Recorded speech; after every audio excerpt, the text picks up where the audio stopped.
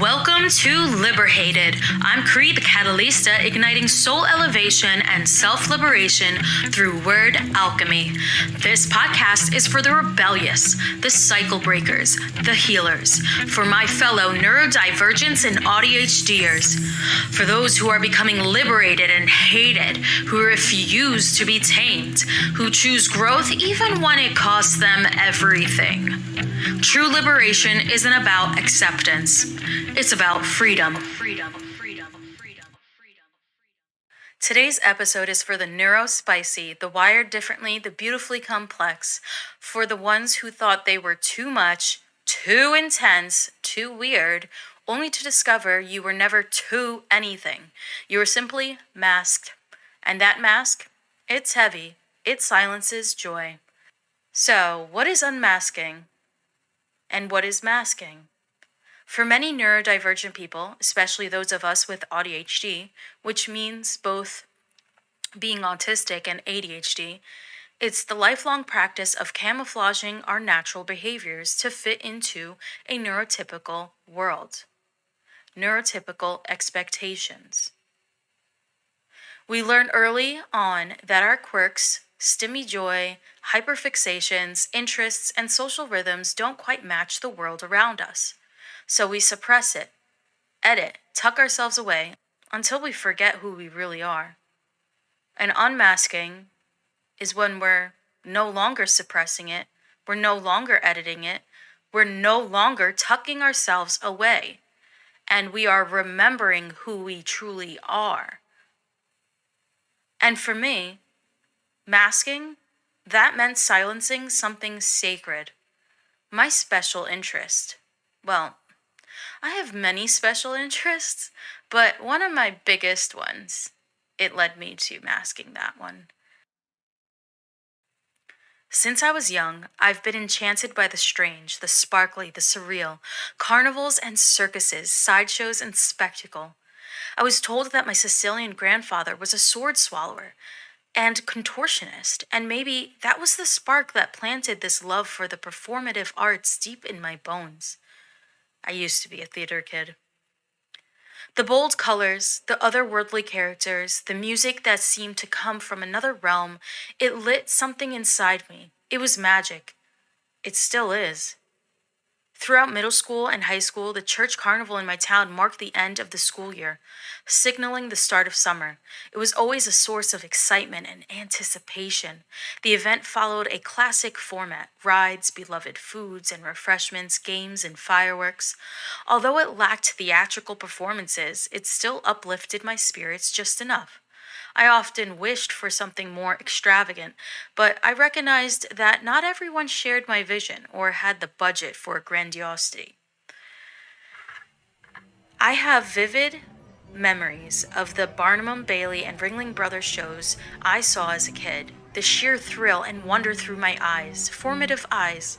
From the dazzling acts to the crunch of snacks in my hands, the sweet, sugary scent in the air, and the buttery popcorn drifting around the tent, it was pure magic.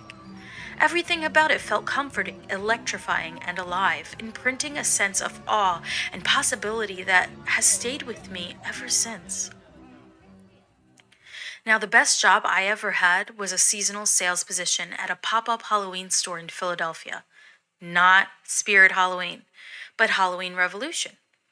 I worked 7 fall seasons there, and I loved every single minute. In that space, I felt nurtured, seen, and heard. But the best part? I got to dress up. One of my most favorite quick looks was clown makeup. The days I had a full clown face painted on, complete with special effects contacts, were pure joy, really, they were. One season I even had purple hair, and that look made me feel deeply in touch with my inner playful child. It was exhilarating, magical, and unforgettable. I once regarded my special interest as a hidden sideshow overshadowed by the main attraction. Too strange, too daring, too overwhelming for the limelight. But now, looking back, I see that everything I loved, The carnivals, the circus, the thrill of dressing up, the playful chaos was quietly shaping the way my special interests would one day rekindle my fire and draw me fully into my magic. The circus and carnivals ignite my spirit. Now I embrace the spotlight once more, knowing that my magic was never meant to stay behind the curtain. It was always the main act, the main event, actually. That's now, but for the longest time I buried it because it felt so unique that it was bizarre, unsafe to love it because I was told it was creepy. It didn't make others comfortable.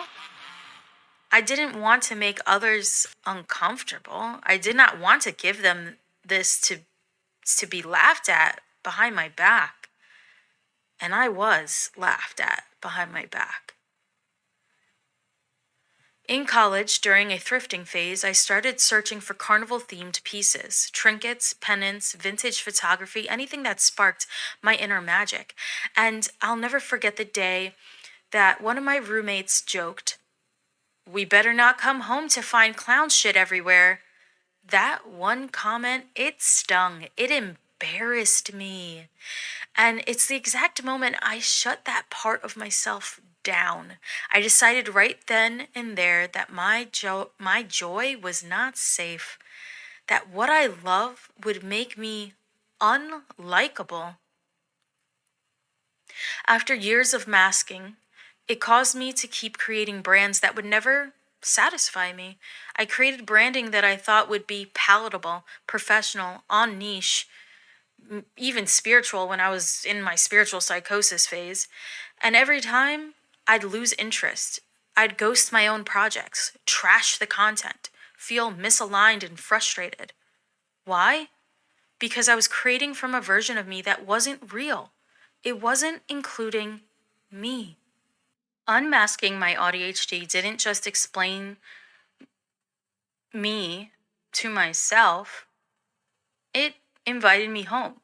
And when I reconnected with my special interest, everything shifted. I gave myself permission to play again, and now carnivals and circuses aren't just a vibe, they're part of my visual language, my brand, my offerings, my voice, my style.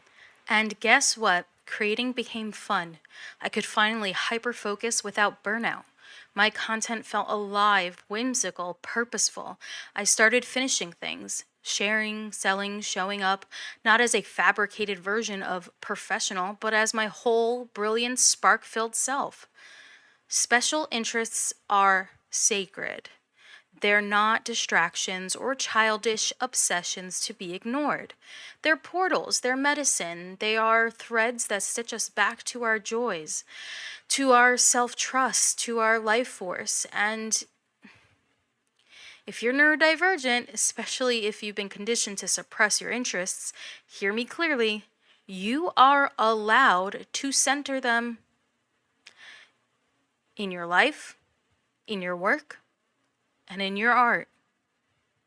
Once again, you are allowed to center them in your life, in your work, and your art. Your joy is not a detour. It is the way. So if there's something you love with your whole being, no matter how random or niche or weird it may seem, honor it, follow it, let it take the lead. Because when you're aligned with your joy, you unlock your magic. And when you unmask, you unleash. Before I close, I want to leave you with a little poem, a spark for your soul, an invitation to honor your magic. It's called Rebel Fire.